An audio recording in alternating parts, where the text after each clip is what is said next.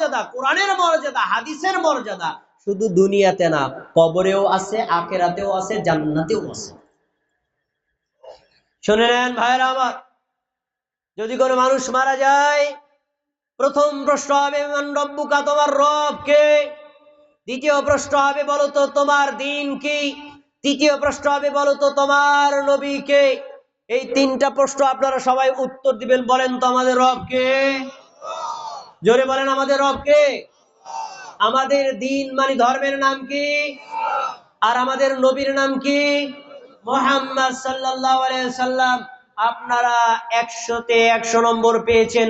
আপনি যদি এই উত্তর কিয়ামতের দিন মানে মৃত্যুবরণ করার পর কবরে দিতে পারেন, তখন ফেরেশতারা আপনার উপরে এত খুশি হবে, এত খুশি হবে, তখন আপনাকে খুশি হয়ে একটা প্রশ্ন করবে। সে প্রশ্ন হলো আমা ইলমুকা, তোমার উত্তরটা এত ভালো হলো, এত সুন্দর হলো, এত চমৎকার হলো, 100-তে 100 নম্বর পাইলা, তুমি জানলা কিভাবে? প্রশ্নটা কি বলেন? তুমি জানলা কিভাবে? বলেন সবাই বলেন, তুমি জানলা কিভাবে? এই প্রশ্নের উত্তর দিলা, কিভাবে জানছো? আমা ইলমুকা, তোমার জ্ঞান, তোমার বুদ্ধিমত্তা, তোমার বিচক্ষণতা। তার মানে কবরের মধ্যেও জ্ঞানের প্রশ্ন আছে না নাই? সবাইকে আমার কথা শোনে নাই মনে হয়? কবরের মধ্যে জ্ঞানের প্রশ্ন আছে না নাই? আপনি যদি মুমিন হন, আপনি যদি মুসলিম হন, তিনটা প্রশ্ন শুনে ফেরেশতারা খুশি হয়ে যখন তৃতীয় নাম্বার প্রশ্ন করবে, এই প্রশ্নের উত্তরটাও আপনি দিবেন, তবে আপনার কিছু জ্ঞান অর্জন করতে হবে। এই উত্তরটা হলো, সে বলবে ক্বরাআতু কিতাবাল্লাহ। আমি চমৎকার ভাবে উত্তর কেন দিতে পারলাম শোনেন। 1 নম্বর, আমি আল্লাহর কিতাব কোরআন পড়েছি। সুবহানাল্লাহ। তাহলে কবরের প্রশ্নের উত্তর দিতে গেলে কি পড়তে হবে?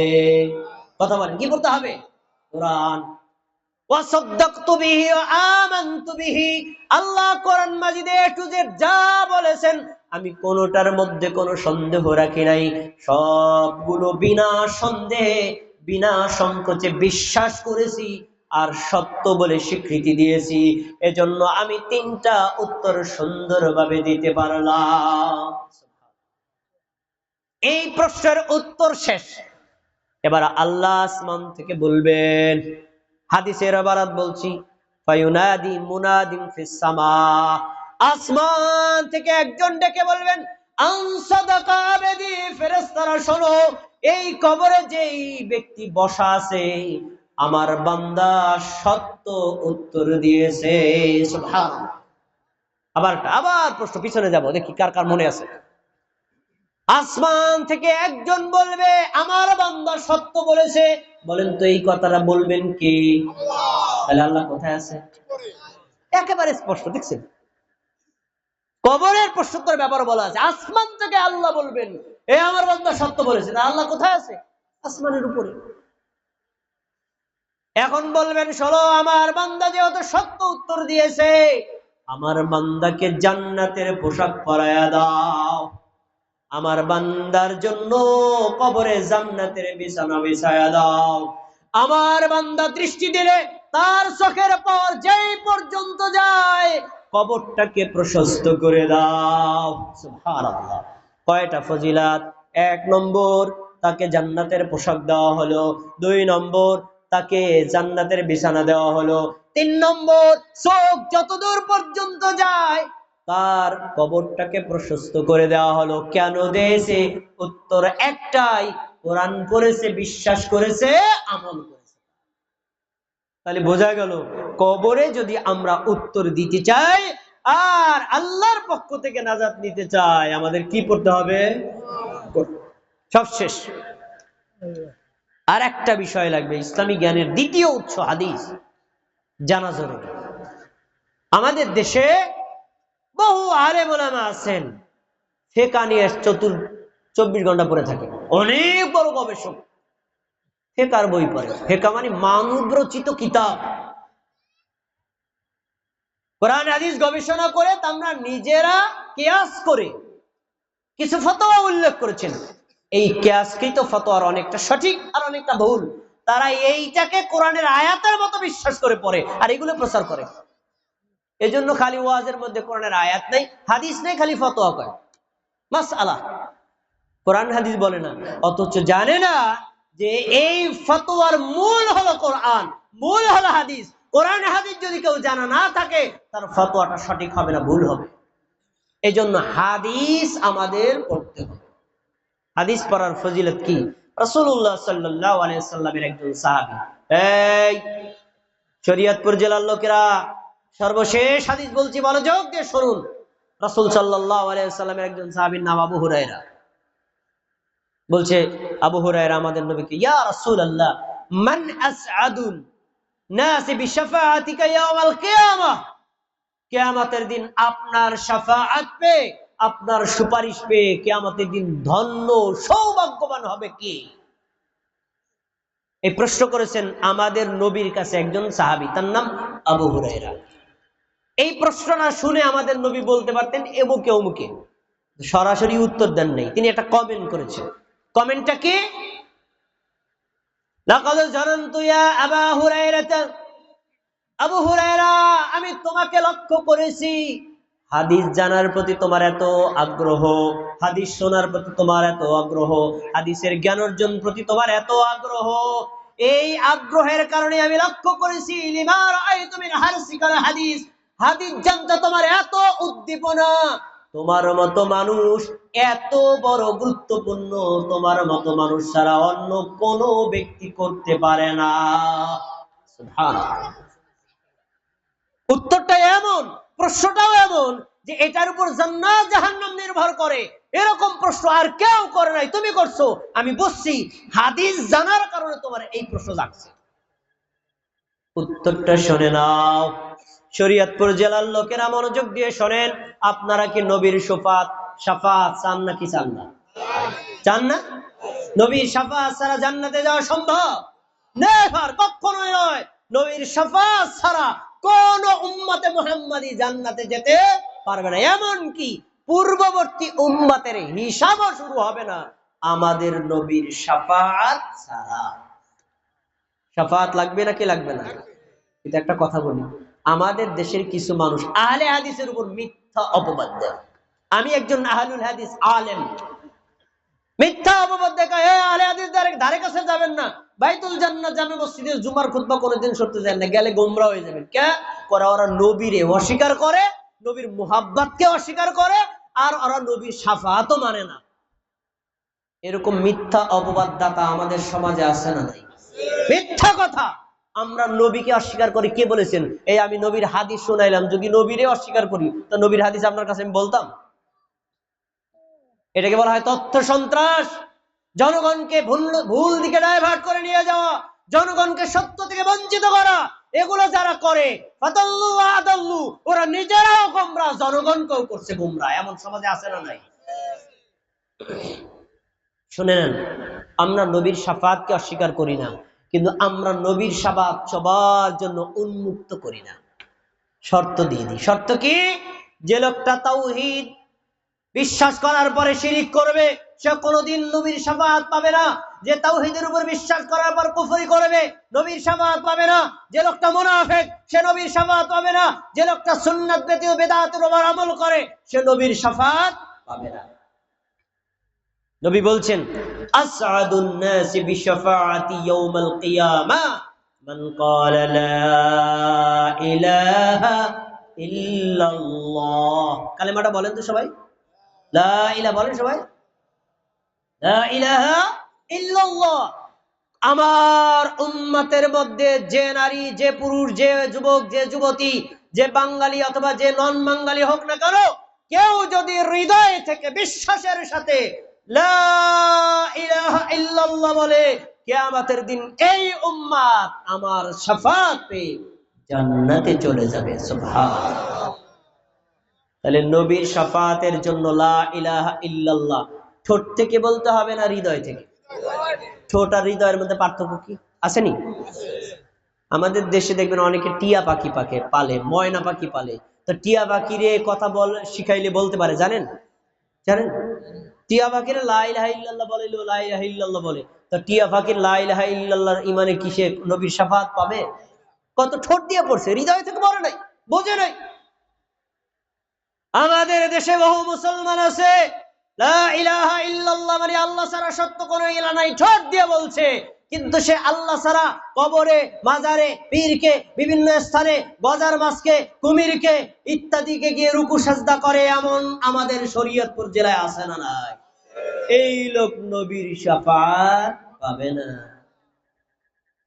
ভাইরা আমার, হাদিসকে যদি হাদিসের মতো জানতে হয়, হাদিসকে যদি হাদিসের মতো বুঝতে হয়, হাদিসকে যদি সালফে সালিহিনের মতো বুঝতে হয়, তাহলে আপনাকে অবশ্যই আত্তাকওয়া মাদ্রাসার সাথে নিজেকে যুক্ত থাকতে হবে, আর সন্তানকেও যুক্ত করতে হবে।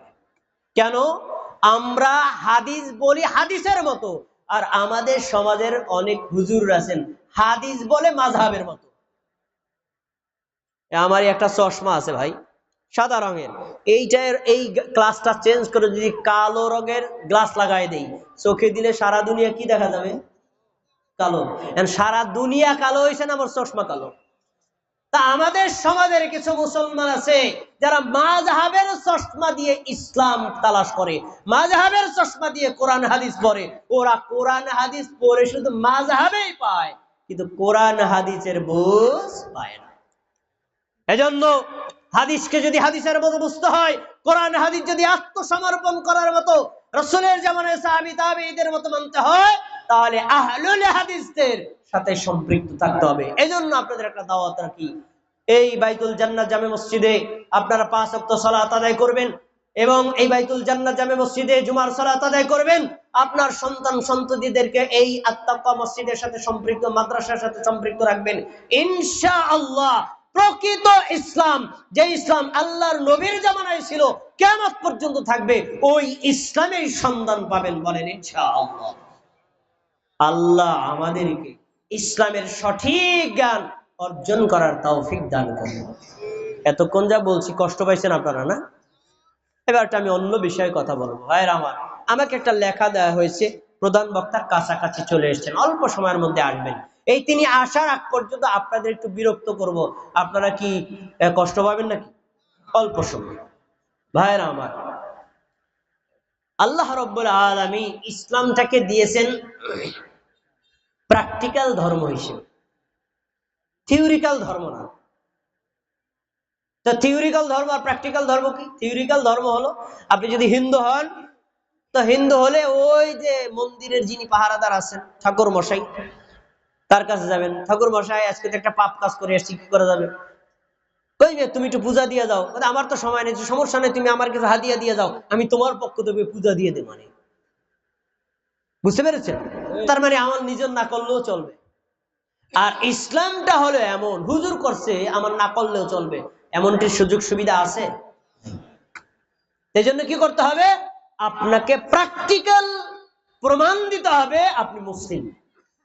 কষ্টের বিষয়, বর্তমান সমাজে অনেকে আবার গৌরবের সাথে বলে, ভাই আমি নন প্র্যাকটিসিং মুসলিম, আমি মুসলমান কিন্তু ইসলাম ধর্ম এরকম নিয়মিত পালন করি না। এবারে নিয়মিত পালন না করলে মুসলমান হয় কেমনে? ইসলাম ধর্ম যদি নিয়মিত পালন না করে, সে মুসলমান থাকে কিভাবে? এজন্য আপনাকে প্রমাণ দিতে হবে যে আপনি মুসলিম। তো প্রমাণের অনেকগুলো দিক আছে। প্রমাণের একটা দিক হলো আল্লাহর জন্য নিজের জীবন দিয়ে প্রমাণ করা, আর প্রমাণের আর একটা দিক হলো আল্লাহর জন্য, আল্লাহর রাস্তায় টাকা দিয়া, পয়সা দিয়া এবং সম্পদ দিয়া প্রমাণ দিতে হবে আপনি মুসলিম। তাহলে আল্লাহ আপনার জন্য জান্নাত বরাদ্দ করবে। দলিল দেখেন, আল্লাহ রাব্বুল আলামিন কোরআন মাজিদে বলেন, সূরাতুত তাওবা 111 নম্বর আয়াতে আল্লাহ বলেন, ইন্নাল্লাহা আশতারা মিনাল মুমিনিনা আনফুসাহুম ওয়া আমওয়ালাহুম বিআন্না লাহুমুল জান্নাহ। নিশ্চয়ই আল্লাহ তাআলা মুমিনদের নিকটে কিনে নিয়েছেন তাদের জীবন, কিনে নিয়েছেন তাদের সম্পদ। আমরা কি মুমিন নাকি বেঈমান? কথা বলেন, আমরা কি মুমিন না বেঈমান? মুমিন। আমাদের থেকে আল্লাহ কিনে নিয়েছেন আমাদের জীবন, মানে যদি ধরেন এই মুহূর্তে কোন কাফের মুশরিক বেঈমানদের সাথে মুসলমানদের যুদ্ধ লাগে, তখন আপনি কি বসে থাকবেন না ইসলামকে বিজয়ী করার জন্য কাফের মুশরিকদের জন্য মাঠে নেমে যাবেন? তাদের বিরুদ্ধে ইসলামকে বিজয় করার জন্য মাঠে নেমে যাবেন। তখন ওই জায়গাতে যদি শহীদ হয়ে যান, আপনার জীবন দিয়েছেন, আল্লাহ আপনার জীবনের বিনিময়ে জান্নাত দিয়ে দিবেন, মানে শহীদ। এরপরে দ্বিতীয় স্টেপ হলো, আল্লাহ তাআলা তোমাদের সম্পদের বিনিময়ে, সম্পদ আল্লাহ কিনে নিয়েছেন, সম্পদ আল্লাহকে দিবা, এই সম্পদের বিনিময়ে আল্লাহ তোমাদেরকে জান্নাত দিয়ে দিবেন। সুবহানাল্লাহ। আজকের মাহফিলের প্রধান বক্তা, আজকের মাহফিলের মধ্যমণি, যার প্রত্যাশায় আমরা দীর্ঘদিন পর্যন্ত অপেক্ষমান ছিলাম, এদেশের প্রবীণ আলেমে দ্বীন, এদেশের প্রবীণ মেধাবী আলেম professor doctor Sheikh Abu Bakar Mohammad Zakaria, PhD, Madina বিশ্ববিদ্যালয় সৌদি আরব, প্রফেসর আল ফিকা বিভাগ, ইসলামী বিশ্ববিদ্যালয় কুষ্টিয়া। আলহামদুলিল্লাহ, আমাদের শায়েখ আমাদের মধ্যে এসে পৌঁছেছেন। আমরা আল্লাহর নিকটে শুকরিয়া জানাই, বলেন আলহামদুলিল্লাহ। আল্লাহ তাআলা শায়েখকে নেক হায়াত দান করুন, বলেন আমিন। তাদের ইলম, তার ইলম দ্বারা আমাদেরকে উপকৃত হওয়ার তৌফিক দান করুন, বলেন আমিন। তিনি চলে এসেছেন, আমি আর সময় বাড়াবো না, অল্প সময় আমাকে একটু সময় দিবেন। ভাইরা আমার দিকে একটু মনোযোগ দেন। তাহলে আমরা কি পেলাম? আমরা যদি আল্লাহর থেকে জান্নাত নিতে চাই, আমাদের জীবন দিতে হবে। জান্নাত নিতে চাই, আমাদের সম্পদ নিতে হবে। কিন্তু আমাদের সমাজে বহু মুসলমান আছে, হুজুর ওয়াজ করবেন, সারা রাত শুনতে রাজি আছি, কিন্তু আমরা কোনো টাকা পয়সা দিতে রাজি না। এমন লোক আছে না নাই? ইসলাম প্রচারের জন্য শুধু কি সময়ই দরকার, টাকা দরকার আছে না নাই? অবশ্যই দরকার আছে। আল্লাহর রাস্তায়, আল্লাহর দ্বীন প্রতিষ্ঠার জন্য আপনাকে টাকাও দিতে হবে, আপনার সময়টাও এবং আপনার সম্পদও দিতে হবে। আল্লাহ রাব্বুল আলামিন আরো জায়গায় বলেন, মান যাল্লাযী ইউকরিদুল হাসানা, তোমাদের মধ্যে কে আছে আল্লাহর কাছে ঋণ দেবে, মানে আল্লাহর রাস্তায় দান করবে, আল্লাহকে ঋণ দিবে। কে আছে? মান যাল্লাযী ইউকরিদুল হাসানা, কে আছে তোমাদের মধ্যে আমাকে ঋণ দিবে? দাও, যদি তুমি আমাকে ঋণ দাও 10 টাকা, আমি আল্লাহ অনেক গুণ বাড়িয়ে তোমাকে ফেরত দিব। সুবহানাল্লাহ। কেমন বাড়িয়ে ফেরত দিবেন? এটা সহিহ বুখারীর একটা হাদিসে বর্ণিত আছে। রাসূলুল্লাহ সাল্লাল্লাহু আলাইহি সাল্লাম বলেন, মান তাসাদদাকা বিআদলি তামরাতিন, তোমাদের মধ্যে কেউ যখন একটা খেজুর সমতুল্য আল্লাহর রাস্তায় দান করে, কি সমতুল্য? খেজুর, একটা খেজুর, একটা, অনলি মাত্র একটা খেজুর। শর্ত আছে কি? মিন কাসবিন তাইয়িবিন, হালাল ইনকাম থেকে। সুদ, ঘুষ, অন্যের সম্পদ জুলুম করে নেওয়া সম্পদ আল্লাহর রাস্তায় দিলে কবুল হবে না।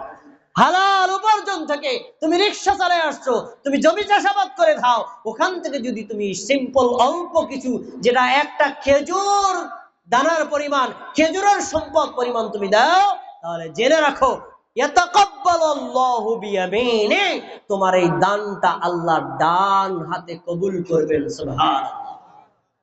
তাহলে আল্লাহর মনে হয় বাম হাতও আছে না? আল্লাহর বাম হাত আছে? ভুল, আল্লাহর বাম হাত নেই।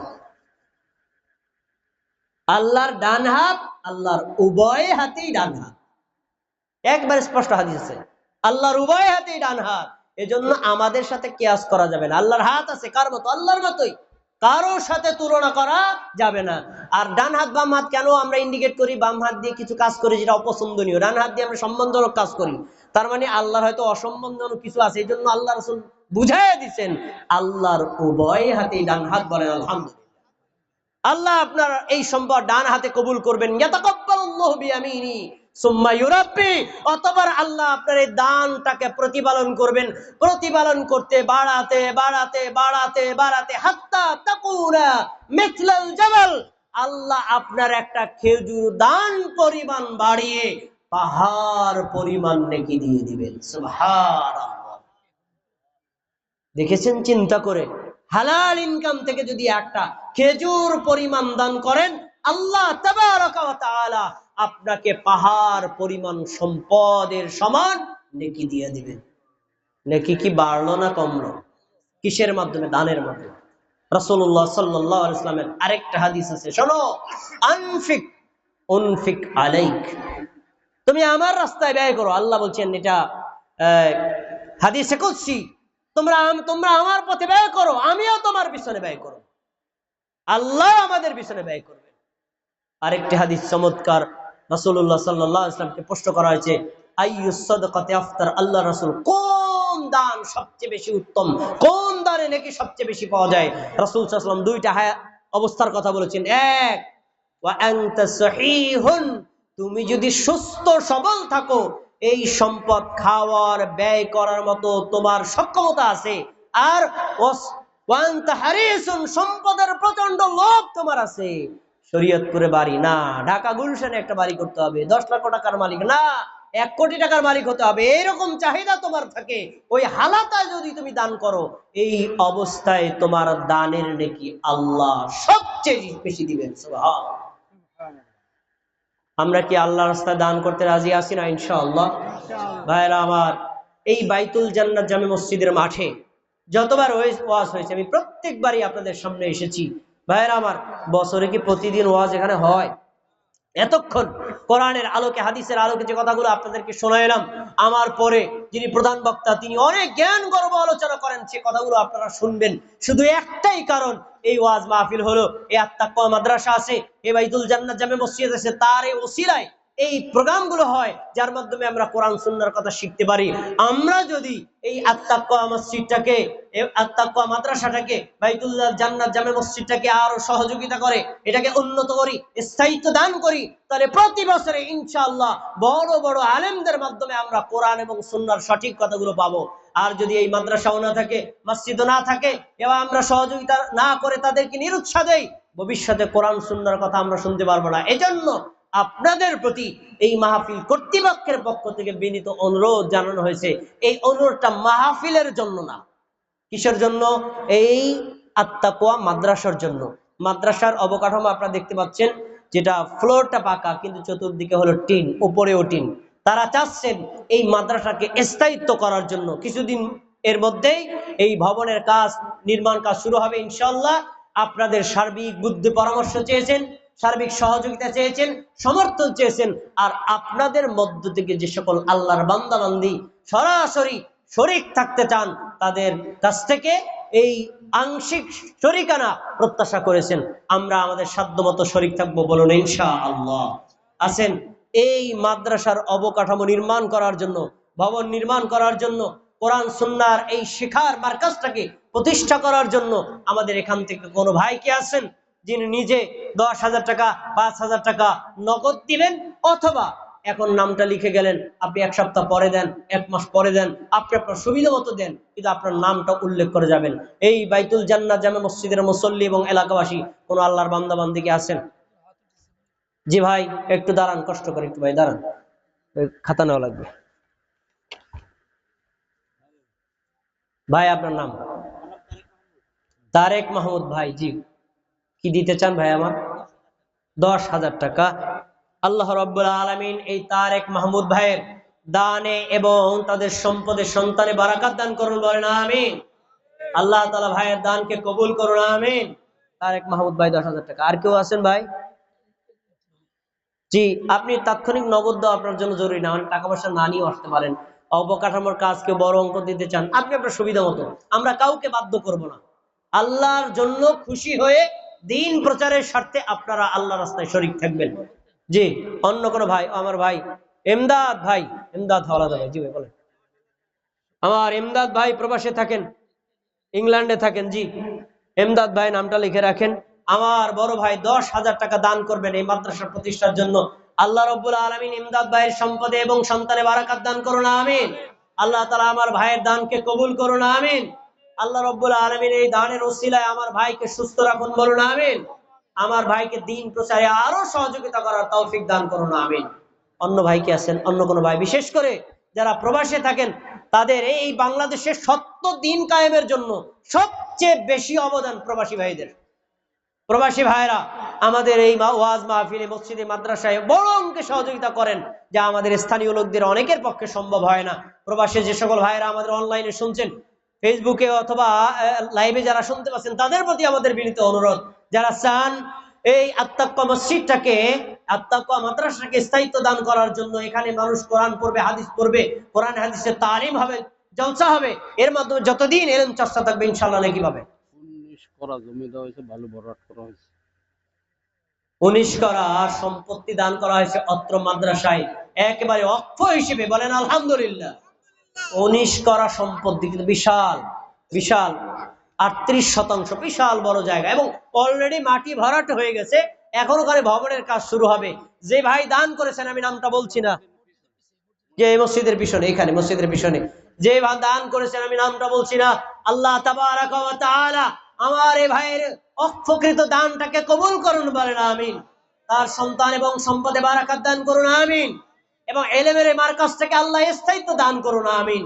এবং এই মার্কাজে তিনি দান করেছেন, যতদিন দুনিয়া থেকে চলে যাবেন ইনশাআল্লাহ তিনি সদকায়ে জারিয়া নেকি পাবেন। একটা হাদিস আপনারা শুনেছেন, মানুষ মারা গেলে সব আমল বন্ধ হয়ে যায়, 3 জন ব্যক্তির আমল বন্ধ হয় না। এক, যে ব্যক্তি নিজে ইলমে দ্বীন শিক্ষা গ্রহণ করে এবং নিজে উপকার পায়, অন্যকে শিখায়, সেই লোকটার আমল মারা গেল নেকি বন্ধ হয় না, চলতেই থাকে। আর 2 নম্বর হলো যে লোকটা দান করে সদকায়ে জারিয়া, মানে একটা প্রতিষ্ঠান শুরু হয়েছে, একবার দান করেছে, প্রতিষ্ঠান যতদিন চলবে ততদিন পর্যন্ত তিনি দুনিয়াতে না থাকলেও কবরেও আল্লাহ নেকি পৌঁছায় দিবেন। এটাকে কি বলা হয়? সদকায়ে জারিয়া। আর 3 নম্বর হলো নিজের সন্তান সন্ততি, পরবর্তী বংশধর, নেক্সট জেনারেশন, তাদেরকে কোরআন সুন্নাহর সঠিক জ্ঞান শিক্ষা দিয়ে যাওয়া, তাদেরকে নেককার বানিয়ে যাওয়া। আপনি মারা যাওয়ার পর যদি তারা মুখ দিয়ে বলে রব্বির হামহুমা কামা রব্বায়ানি সগীরা, আপনি মারা গেলেও কবরে নেকি পেতে থাকবেন ইনশাআল্লাহ। এই 3 জন ব্যক্তির মধ্যে 3টার এখানে সুযোগ আছে। এক, এখানে ইলমের মারকাজ হবে, আপনি যদি দান করেন যতদিন পর্যন্ত ইলমের চর্চা হবে নেকি পৌঁছায় দিবেন কে? আর আপনি আপনার সন্তান যদি ভর্তি করেন, তাহলে সন্তান যদি কোরআন সুন্নাহ শেখে, আমল করে, যতদিন শিখবে, আমল করবে, প্রচার করবে, নেকি দিবেন কে? আর যদি দান করেন যতদিন প্রতিষ্ঠান চলবে আল্লাহ তাবারাকা ওয়া তাআলা সদকায়ে জারিয়া নেকি দিবেন। অন্য কোনো ভাই কি আছেন? আমার ভাই, আমি অঙ্ক কাউরে বলছি না, আপনি 1000 টাকা বলেন, আপনি খুশি হয়ে বলেন। শোনেন, দান কিন্তু 2 প্রকার হতে পারে, প্রকাশ্য এবং অপ্রকাশ্য। প্রকাশ্য দান এটাও ইসলামী শরীয়তে অনুমোদিত, অপ্রকাশ্য দানও অনুমোদিত। তবে প্রকাশ্যের চাইতে অপ্রকাশ্য গোপন দানের মর্যাদা বেশি, কিন্তু প্রকাশ্য দান কখনো কখনো বেশি মূল্যবান হয়। কিভাবে? আমি যদি এখানে দান করি, আমার দান দেখে যদি অন্য ভাইরা উৎসাহিত হয়, 10 জন উৎসাহিত হলে ইনশাআল্লাহ আমার এই অন্যকে উৎসাহ দেওয়ার নেকির কারণে অন্যদের নেকিটাও আল্লাহ আমাকে দিয়ে দেবে। তাই প্রকাশ্যে বলতে পারেন। এই যে একজন ভাই নাম না বলে 1000 টাকা দান করেছেন, আপনিও দান করতে পারেন। আসেন অন্য কোনো ভাই, অন্য কোনো ভাই আছেন কি? আপনি দান করবেন, কোনো অঙ্ক দরকার নাই, নামও দরকার নাই, অথবা নাম বলেও দিতে চান, এমন কোন ভাই কি আছেন? ভাইরা আমার, আমাদের সালাফি মানহাজের ওয়াজ মাহফিলগুলোতে মানুষকে বসাইয়া জোর করে টাকা নেওয়া, এটা টেন্ডেন্সি নাই। হ্যাঁ, আপনাদের কষ্ট দিব না, স্বেচ্ছায় যদি বলেন আলহামদুলিল্লাহ, না বললে শায়েখ চলে আসবেন, গুরুত্বপূর্ণ বয়ান হবে, আমিও শুনবো, আপনারা শুনবেন ইনশাআল্লাহ। তার আগে আপনাদের একটু কষ্ট দিতে চাই। আর অন্য কোনো ভাই কি আছেন? অন্য কোনো ভাই কি আছেন? নগদ দেওয়া জরুরি, আপনি নাম লিখতে পারেন, নগদ পারলে আলহামদুলিল্লাহ দিবেন। সব শেষে আপনাদের কাছে রুমাল যাবে, আপনারা তো হাতে দিতে পারেন। অন্য কোনো ভাই কি আছেন? আমার আর 2 ভাই 1000 টাকা, আরেকজন 1000 টাকা দান করেছেন, নাম লেখেন নাই, নগদ যাদের হাতে লিখে নেন। জি, অন্য কোনো ভাই কি আছেন? অন্য কোনো ভাই? আমার আর এক ভাই দান করেছেন, আল্লাহ রাব্বুল আলামিন আমাদের এই 3 ভাইয়ের দানকে কবুল করুন, তাদের সম্পদ এবং সন্তানে বারাকাত দান করুন। আল্লাহ তাআলা তাদের এই দানের ওসিলায় তাদের সন্তান সন্ততি তাদের নেককার হিসেবে গড়ে তুলুন, এবং তাদের পরিবারে যারা কবরবাসী তাদের সকলের কবরে আযাব মাফ করে দিন। ভাইরা আমার, অন্য কোনো ভাই কি আছেন? অন্য কোনো ভাই থাকলে বলতে পারেন। আপনি যা ইচ্ছা স্বেচ্ছায় বলবেন, কে দিবেন নগদ দিতে পারেন, বাকি নাম লিখতে পারেন। আত্তাকওয়া মাদ্রাসাটাকে কোরআন এবং সুন্নাহ শেখার এবং শেখানোর একটা মারকাজ হিসেবে প্রতিষ্ঠিত করার জন্য আপনি যদি নেকির আশায় দেন, ইনশাআল্লাহ যতদিন ইলম চর্চা থাকবে, আপনার বিশুদ্ধ নিয়তের কারণে আল্লাহ তাবারাক ওয়া তাআলা আপনাকেও নেকি দিবেন, এবং আপনি যদি সাদাকায়ে জারিয়া নিয়ত করেন নেকি দিবেন। আর এক ভাই নাম প্রকাশ না করে 1000 টাকা দান করেছেন, আমার বড় ভাইয়ের দানকে আল্লাহ কবুল করুন।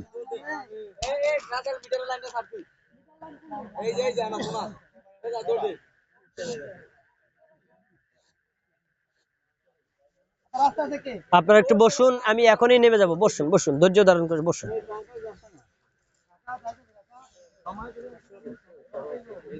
জি